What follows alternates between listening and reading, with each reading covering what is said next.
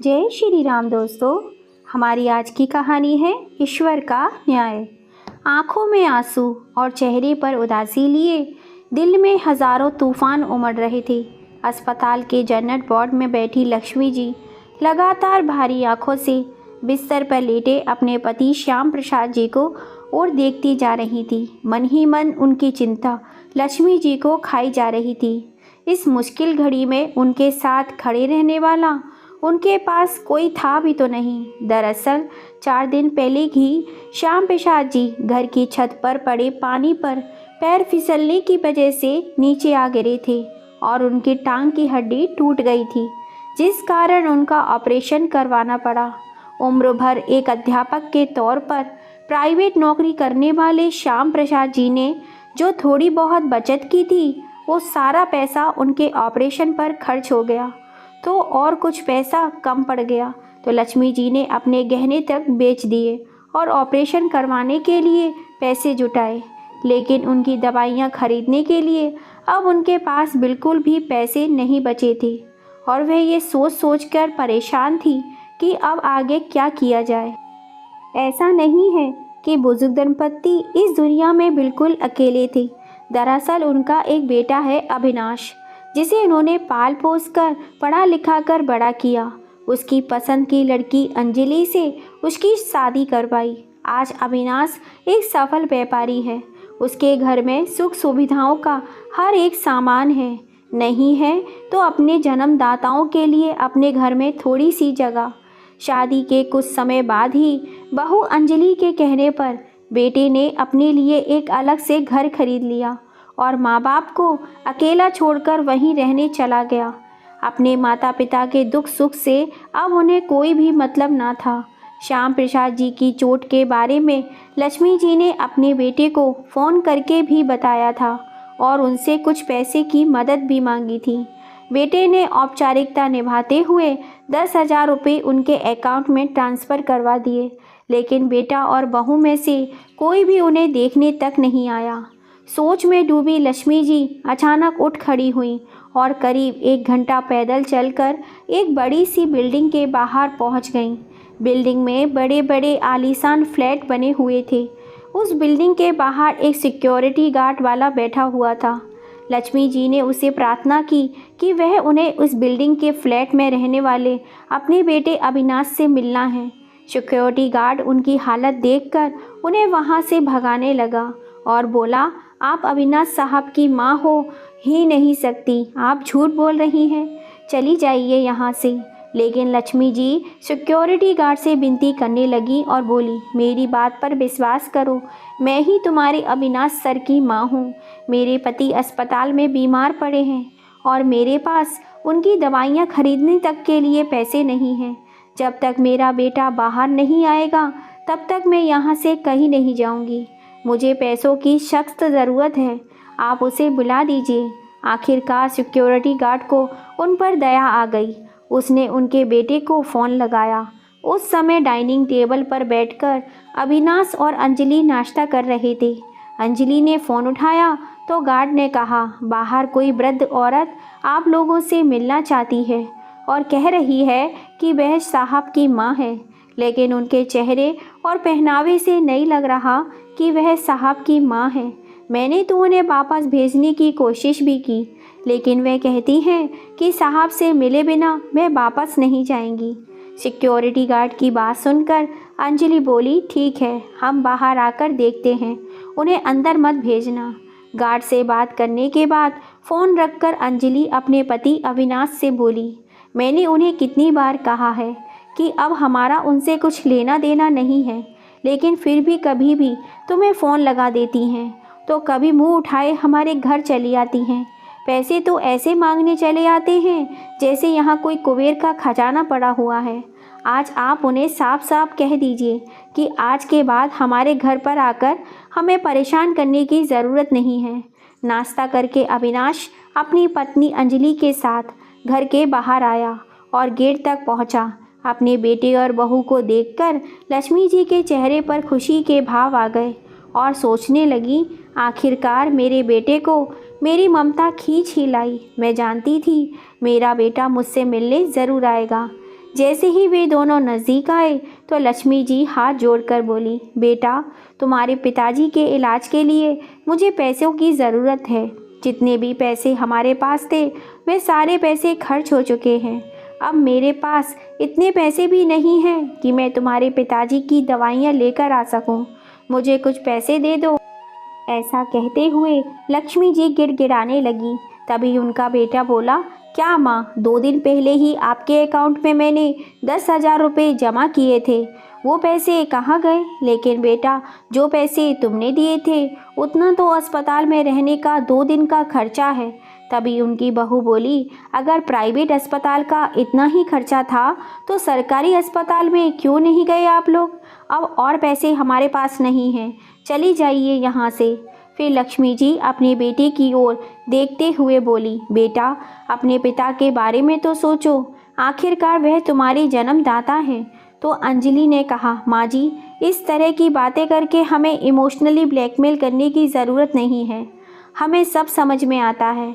अब हम आपकी बातों में आकर बेवकूफ़ बनने वाले नहीं हैं, चली जाइए यहाँ से। बेटी बहू की बातें सुनकर लक्ष्मी जी हैरान रह गईं। वे लाख गिड़गिड़ाईं, लेकिन बहू तो बहू, बेटे को भी उन पर तरस नहीं आया और वह अपनी कार में बैठकर अपने काम पर चलता बना। बेचारी लक्ष्मी जी उन दोनों का रवैया देखकर दंग रह गई। निराश होकर थोड़ी देर के लिए गेट के पास ही घुटनों के बल बैठ गई और सोच सोच कर अपनी किस्मत को कोसने लगी कि मैंने कैसे बेटे को जन्म दिया जो अपने माता पिता का ही ना हो सका। क्या कुछ नहीं किया था हम लोगों ने अपने बेटे के लिए। प्राइवेट नौकरी होने के बावजूद भी अविनाश के पिताजी ने उसकी हर ख्वाहिश को पूरा किया था। वो नौकरी नहीं करना चाहता था, इसीलिए उसके पिता ने उसे बिजनेस की पढ़ाई करवाई। उसका व्यापार शुरू करवाने के लिए हमने अपना मकान गिरवी रखकर कर्ज उठाया, लेकिन अविनाश ने वह कर्ज भी नहीं चुकाया, जिस कारण हमारा अपना मकान हमारे हाथ से निकल गया और हम किराए के घर में आ गए। आज जब यह खूब तरक्की कर रहा है तो अपनी ज़िंदगी से अपने माता पिता को ऐसे निकाल कर फेंक दिया जैसे कोई दूध में से मक्खी निकाल कर फेंक देता है। काश अपने बेटे पर सब कुछ दांव पर लगाने से पहले हमने अपने बुढ़ापे के बारे में कुछ सोचा होता तो आज हमारी ऐसी नौबत नहीं आती। अपने ही बेटे और बहू से आज मेरे साथ ऐसा व्यवहार किया, ऐसा तो कभी कोई किसी पराई के साथ भी नहीं करता होगा। क्या उसे अपने माँ बाप की तकलीफ़ नज़र नहीं आई? सोच सोच कर लक्ष्मी जी की आंखों से आंसू बहते जा रहे थे। पास में खड़ा सिक्योरिटी गार्ड, जो लक्ष्मी जी की और उनके बेटे बहू के बीच की सारी बातें सुन चुका था, उसे इतना तो पता चल गया था कि यह बूढ़ी औरत अविनाश साहब की माँ ही है। अविनाश के निकल जाने के बाद सिक्योरिटी गार्ड ने लक्ष्मी जी को उठाकर कुर्सी पर बैठने में मदद की और कहा, माँ जी, आप दिल छोटा मत कीजिए। मैं जानता हूँ कि आपको पैसों की वाकई में बहुत ज़रूरत है। आप मुझे बताइए कि आपको कितने पैसे चाहिए। मुझसे जितना बन पड़ेगा मैं आपकी मदद ज़रूर करूँगा। कुछ पैसे मेरे पास रखे हुए हैं। तभी लक्ष्मी जी बोली, बेटा, मुझे तो 4-5 हज़ार रुपये भी मिल जाएं तो मेरा काम चल जाएगा। सिक्योरिटी गार्ड अपनी जेब टटोलता है तो उसमें केवल 2,000 रुपये ही निकले। वह पैसे लक्ष्मी जी के हाथ में देते हुए सिक्योरिटी गार्ड बोला, माँ जी, फ़िलहाल तो मेरे पास 2,000 रुपये ही हैं, आप इन्हें अपने पास रख लीजिए। सिक्योरिटी गार्ड का दयापूर्ण व्यवहार देखकर लक्ष्मी जी उसे आशीर्वाद देने लगी। जैसे ही वह वहाँ से जाने लगी तो सिक्योरिटी गार्ड वाला बोला, माँ जी, आपको कहाँ जाना है? आप कहें तो मैं आपको अपनी साइकिल से छोड़ देता हूँ। तभी लक्ष्मी जी ने कहा, नहीं बेटा, तूने मुझ पर पहले ही बहुत बड़ा एहसान कर दिया है और वैसे भी मुझे साइकिल पर बैठने में परेशानी होगी, इसलिए मैं पैदल ही चली जाती हूँ। ऐसा कहते हुए सिक्योरिटी गार्ड के सिर पर हाथ रखकर उन्होंने ढेरों आशीर्वाद दिए और बोली, बेटा, जब मेरे बेटे और बहू ही मेरी मदद करने से इनकार कर रहे थे तब तुमने मुझ पर इतना बड़ा उपकार किया है। तुम्हारे इस एहसान को मैं उम्र भर नहीं भूलूंगी। तब सिक्योरिटी गार्ड बोला, अरे माँ जी, आप भी कैसी बातें करती हैं। इन पैसों से तो आपका एक दिन की दवाई का भी खर्चा नहीं निकल पाएगा। लक्ष्मी जी ने अपने हाथ में लिए पैसों की ओर एक नज़र डाली और फिर उन्हें अपने पल्लू से बांधकर अस्पताल के लिए निकल पड़ी। उधर अस्पताल में श्याम प्रसाद जी उनका बेसब्री से इंतज़ार कर रहे थे। वे समझ चुके थे कि उनकी पत्नी अपने बेटे से मदद मांगने के लिए गई होगी। सोचने लगे, बेटे ने इतने पैसे तो दे ही दिए होंगे कि हमारी परेशानियां कुछ कम हो जाएंगी। एक तो मैं यहाँ बिस्तर पर लाचार पड़ा हूँ, दूसरी ओर पैसों की इतनी तंगी हो रही है और बेचारी लक्ष्मी, इस उम्र में उसे कितनी भागदौड़ करनी पड़ रही है। अभी श्याम प्रसाद जी सोच ही रहे थे कि इतने में लक्ष्मी जी उनके पास पहुँच गईं। जैसे ही श्याम प्रसाद जी ने उनकी ओर देखा तो पूछने लगे, मिलाई अपने बेटे से? कुछ पैसे दिए उसने?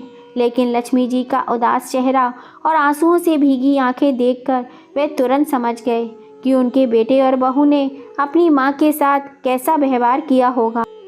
उनका नालायक बेटा दौलत की चकाचौंध में इतना मस्त हो गया है कि उसे अपने बूढ़े माँ बाप की तकलीफ़ें भी दिखाई नहीं देती। इससे पहले कि श्याम प्रसाद जी कुछ कहते, तभी लक्ष्मी जी पास रखी कुर्सी पर बैठकर फूट फूट कर रोने लगी और बोली, अब हमारा बेटा हमारा नहीं रहा। आज हमारे बेटे ने मेरी ममता और परवरिश को शर्मिंदा कर दिया। मुझे उससे यह उम्मीद बिल्कुल भी नहीं थी। मुसीबत के समय उसने हमें बिल्कुल अकेला छोड़ दिया। अरे हम तो अपने बेटे को सफलता के शिखर तक पहुंचाने की जद्दोजहद में अपना सब कुछ लुटा बैठे, यह सोचकर ही बुढ़ापे में यही बेटा हमें सुख भरी जिंदगी देगा। बेटे को तो हमने ऊंचाई पर पहुंचा दिया, लेकिन बदकिस्मती से वहां पहुंचने के बाद उसे अपने माँ बाप भी दिखाई देने बंद हो गए। आज उसके घर के बाहर खड़ी हुई मैं पैसे की भीख मांगती रही, लेकिन आपका बेटा अपनी कार में बैठकर वहां से निकल गया। जिस समय लक्ष्मी जी रोते हुए ये सारी बातें अपने पति को बयान कर रही थी, उसी समय पवन नाम का एक युवक उनकी सारी बातें सुन रहा था। पवन शहर का एक बहुत बड़ा बिजनेसमैन था, जो साथ वाले पलंग पर लेटे हुए एक व्यक्ति का हालचाल जानने के लिए आया था। लेकिन जब उसने वृद्ध दंपत्ति की सारी बातों को सुना तो वह उठकर उनके पास आया। उसने जैसे ही श्याम प्रसाद जी को देखा तो उन्हें देखकर हैरान रह गया। कभी श्याम प्रसाद जी उसके अध्यापक हुआ करते थे, जिन्हें वह भगवान की तरह पूजता था और उन्हें गुरुजी कहकर संबोधित करता था। उसके मुंह से अचानक निकला, अरे अरे गुरुजी, यह आपको क्या हुआ? आपकी यह हालत कैसे हो गई? तभी श्याम प्रसाद जी हैरानी से बोले, बेटा तुम कौन हो? माफ़ करना, मैंने तुम्हें पहचाना नहीं। क्या हम पहले भी कभी मिल चुके हैं? तभी पवन ने उनके चरण छुए और बोला, मैं पवन अग्रवाल हूँ गुरुजी, आपका वही नालायक शिष्य जो आपकी शिक्षा के सहारे ही आज लायक बन सका हूँ। क्या आपको याद है मैं आपके यहाँ ट्यूशन पढ़ने आया करता था? तभी श्याम प्रसाद जी अपने दिमाग पर जोर डालते हुए बोले, हाँ हाँ याद आया, तो मुनि अग्रवाल जी के बेटे हो ना, जिनका शहर के बीचों बीच मोबाइल का बहुत बड़ा शोरूम है। बाप रे, तुम्हारी कदकाठी देखकर तो तुम्हें पहचान ही नहीं पाया। जी हाँ गुरुजी, सही पहचाना आपने, लेकिन मुझे एक बात अब तक समझ में नहीं आई कि आपकी ऐसी हालत कैसे हो गई। माफ़ कीजिएगा, पास में बैठा मैं आप लोगों की सारी बातें सुन रहा था, लेकिन अब आप बिल्कुल चिंता मत कीजिए, आपका इलाज करवाने की जिम्मेदारी अब मेरी है। अब आपको कोई चिंता करने की ज़रूरत नहीं है। ऐसा कहकर पवन ने डॉक्टर के पास जाकर श्याम प्रसाद जी की सारी रिपोर्ट देखी और डॉक्टर से कह दिया कि अब इनके इलाज का सारा खर्चा वह स्वयं उठाएगा। जब तक श्याम प्रसाद जी अस्पताल में रहे, उनके लिए तीनों वक्त का खाना पवन अपने घर से पैक करवा कर लाता था। जब लक्ष्मी जी इस सब के लिए मना करती तो पवन बोलता, आंटी जी, इतने दिनों से आप अकेले ही भाग दौड़ करने में लगी हुई हैं। अगर आप बीमार पड़ गई तो गुरुजी का ध्यान कौन रखेगा? बस आप यहाँ बैठकर उनका ख्याल रखिए, बाकी सब जिम्मेदारी मेरी है। कुछ ही दिनों में श्याम प्रसाद जी की तबीयत अच्छी हो गई। जिस दिन श्याम प्रसाद जी की अस्पताल से छुट्टी हुई तो पवन उन दोनों को अपनी कार में बिठाकर अस्पताल से सीधे अपने घर ले आया। कार में बैठे हुए श्याम प्रसाद जी ने पवन से कहा, बेटा तुमने पहले ही मुझ पर बहुत एहसान किए हैं, अब बस तुम हमें हमारे घर छोड़ दो। लेकिन पवन ने उनकी एक न सुनी और बोला, जब तक आप पूरी तरह से ठीक नहीं हो जाते तब तक मैं आपको कहीं नहीं जाने दूंगा। जैसे ही वे लोग पवन के घर पहुंचे तो पवन के परिवार वालों ने उनका बड़ी खुशी से स्वागत किया। पवन के पिताजी श्याम प्रसाद जी से मिलकर बहुत खुश हुए और बोले, श्याम प्रसाद जी, जब पवन आपके पास पढ़ता था तब हमारी रोज़ मुलाकात होती थी, लेकिन उसके बाद तो हमारा मिलना जुलना ही नहीं हो पाया। इधर हम लोग भी अपने बिजनेस में इतने व्यस्त हो गए कि हमें समय नहीं मिल पाया कभी आपसे मिलने का। आज इतने वर्षों बाद आपसे मुलाकात हुई, लेकिन मुझे यह बिल्कुल भी उम्मीद नहीं थी कि आप हमें इस तरीके से मिलेंगे। श्याम प्रसाद जी, मुझे आज भी याद है जब पवन पढ़ाई में बहुत ही कमज़ोर हुआ करता था। उसका ध्यान कभी पढ़ाई में लगता ही नहीं था, पूरा दिन बस मौज मस्ती किया करता था। और वही जब पवन आपके ट्यूशन में आया तो आपके कड़े अनुशासन और मार्गदर्शन में उसके जीवन की दशा ही बदल के रख दी। किसी भी विषय को पढ़ाने का आपका तरीका ही कुछ ऐसा था कि बच्चे बहुत आसानी से समझ जाते थे। काफ़ी देर तक सब लोगों ने बातचीत और हंसी मजाक चलता रहा। अब श्याम प्रसाद जी और लक्ष्मी जी उनके घर में ही रह रहे थे। पवन का घर बहुत बड़ा और आलीशान था। वहीं पवन ने एक कमरा श्याम प्रसाद जी और लक्ष्मी जी को भी रहने के लिए दे दिया। एक सप्ताह बीत जाने के बाद श्याम प्रसाद जी बोले, बेटा, मुझे लगता है अब मैं बिल्कुल ठीक हो चुका हूँ।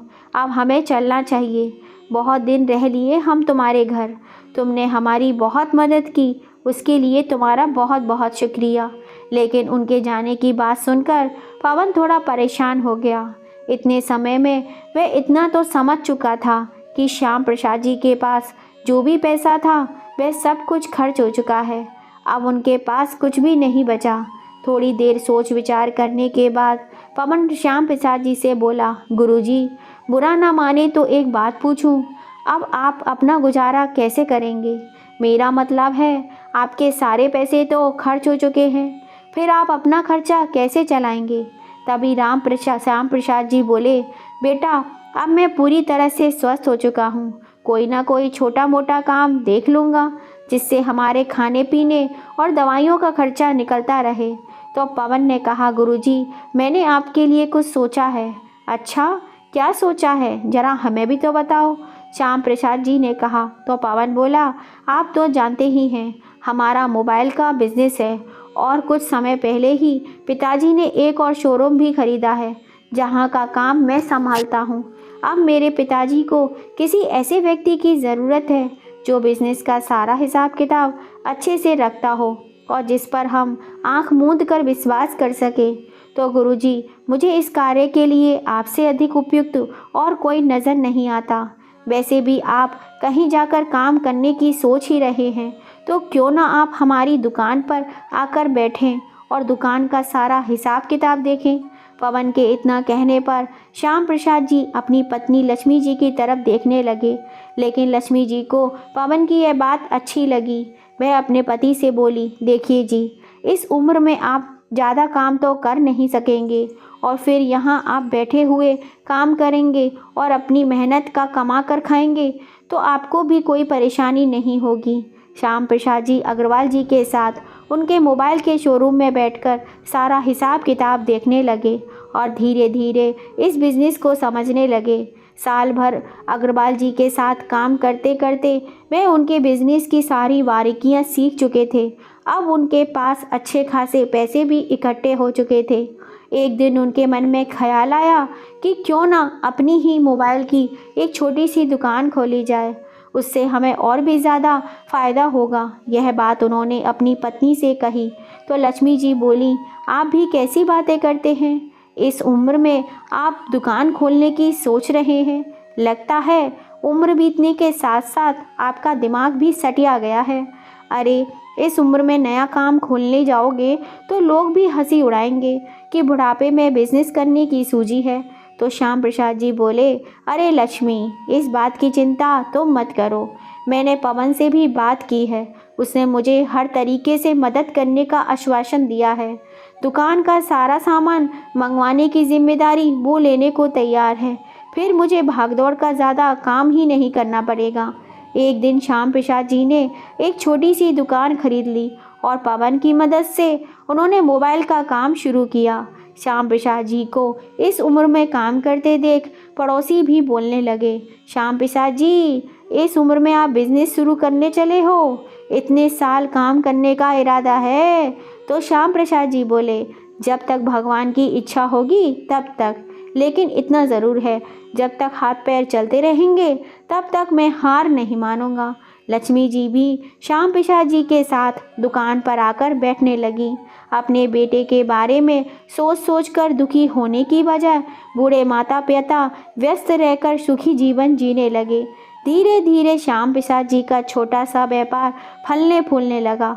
एक दिन लक्ष्मी जी अपने पति के साथ अपनी दुकान पर बैठी थीं, तो उसी समय उन्होंने उस सिक्योरिटी गार्ड को बाहर से आते हुए देखा जिसने मुसीबत में उनकी मदद की थी। उसे आवाज़ लगाई तो सिक्योरिटी गार्ड, जिसका नाम राजू था, उसने उनकी ओर देखा और देखकर हैरान रह गया कि अविनाश साहब की माताजी दुकान के काउंटर पर बैठी थी। जब अंदर आया तो लक्ष्मी जी ने उसे श्याम प्रसाद जी से मिलवाया और उसे कुछ पैसे देने लगी और बोली, मुसीबत के समय तुमने हमारी मदद की थी, वह एहसान तो मैं कभी चुका नहीं सकती, लेकिन वो पैसे लौटाना चाहती हूँ। सिक्योरिटी गार्ड ने लाख मना किया, लेकिन लक्ष्मी जी नहीं मानी और उसके हाथ में पैसे थमा दिए। बातों ही बातों में सिक्योरिटी गार्ड ने बताया उसकी नौकरी छूट गई है, जिस कारण वह बहुत परेशान है। उसकी यह बात सुनते ही लक्ष्मी जी और श्याम प्रसाद जी एक दूसरे को देखकर मुस्कुराने लगे और बोले, तो फिर सोचना कैसा, हमें भी यहाँ दुकान पर काम करने के लिए एक सहायक की आवश्यकता है। तुम आज से ही, बल्कि अभी से ही हमारे पास रह के नौकरी कर सकते हो। अब राजू की परेशानी दूर हो चुकी थी। वो तो वही राजू का साथ मिलने से श्याम प्रसाद जी की दुकान का काम भी और भी अच्छा चलने लगा। समय बीतने के साथ साथ उन्हें अच्छा मुनाफा भी होने लगा। अब श्याम प्रसाद जी और लक्ष्मी जी के पास पैसों की तंगी खत्म हो चुकी थी। 2 साल बाद उन्होंने एक छोटा सा मकान खरीद लिया और किराए के घर से अपने घर के खुद में शिफ्ट हो गए। घर भले ही छोटा था, लेकिन दोनों पति पत्नी के लिए पर्याप्त था। देखते ही देखते 5 साल बीत गए। आज श्याम प्रसाद जी और लक्ष्मी जी की शादी की सालगिरह का दिन था।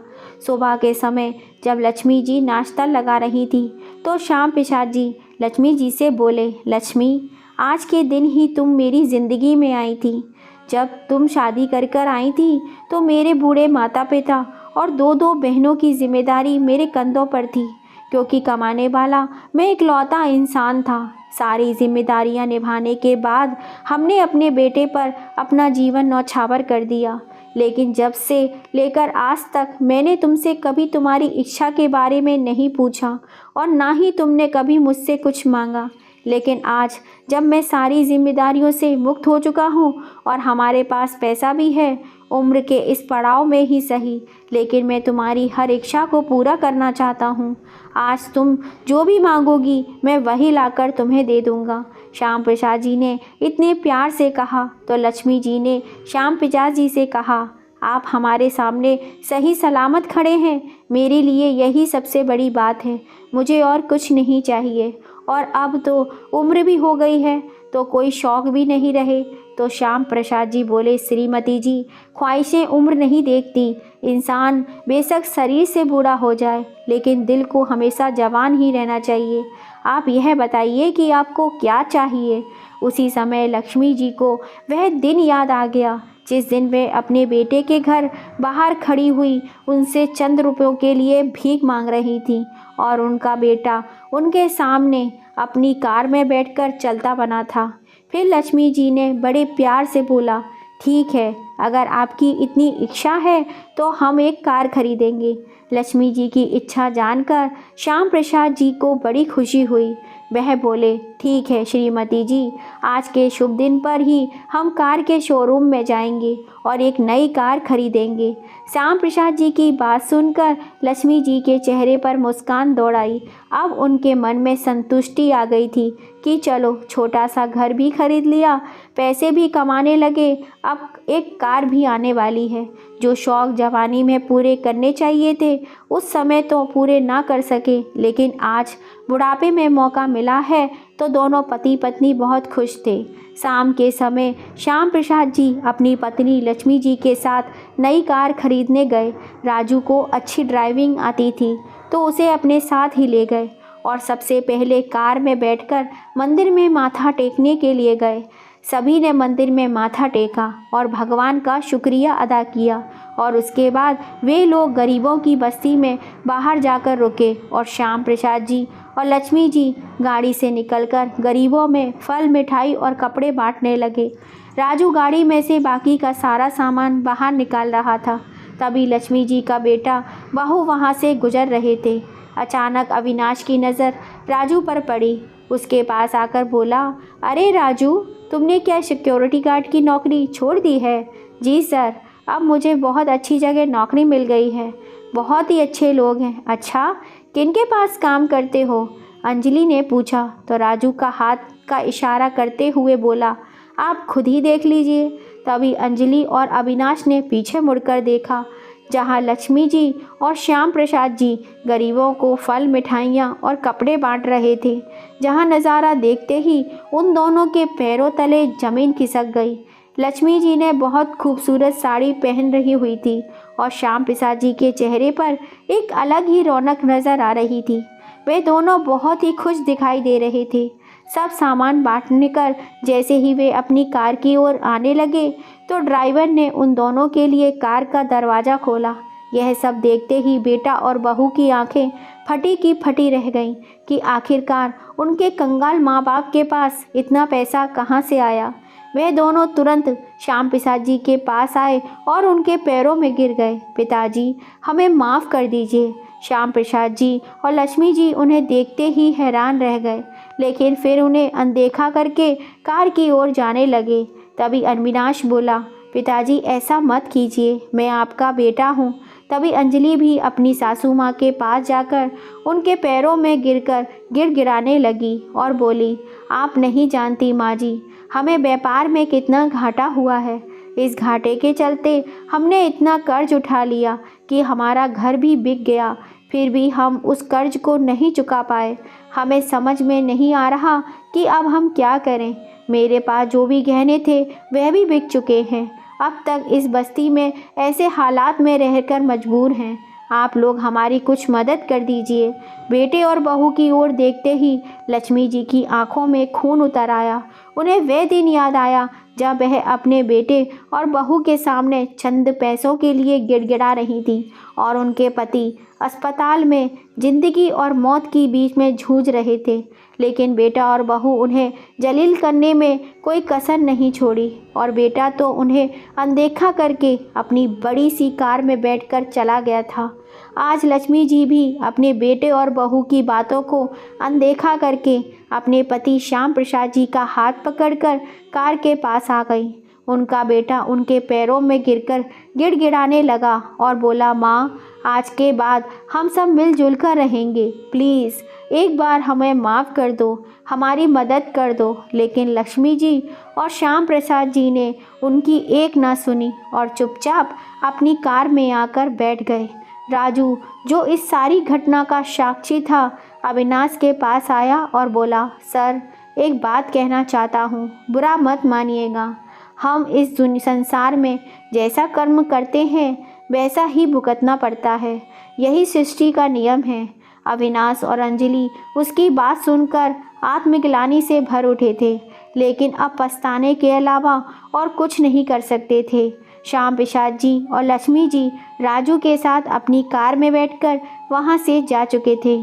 तो दोस्तों, अविनाश और अंजलि को उनकी गलती का सबक सिखाने के लिए श्याम प्रसाद जी और लक्ष्मी जी ने जो उनके साथ किया वे सही था या गलत, अपनी राय हमें कमेंट करके ज़रूर बताइएगा। आप हमारी कहानी कहाँ से देख रहे हैं, प्लीज़ कमेंट करके ज़रूर बताइएगा। कहानी पसंद आई हो तो ज़्यादा से ज़्यादा अपने फैमिली फ्रेंड में शेयर कीजिएगा, लाइक कीजिए, सब्सक्राइब कीजिए। पास में लगी घंटी को दबाना मत भूलिए, जिससे हम जब भी कोई नई कहानी डालें उसका नोटिफिकेशन आप सबको पहले मिल सके। फिर मिलेंगे आप सभी से ऐसी ही किसी कहानी के संग। जय श्री राम दोस्तों।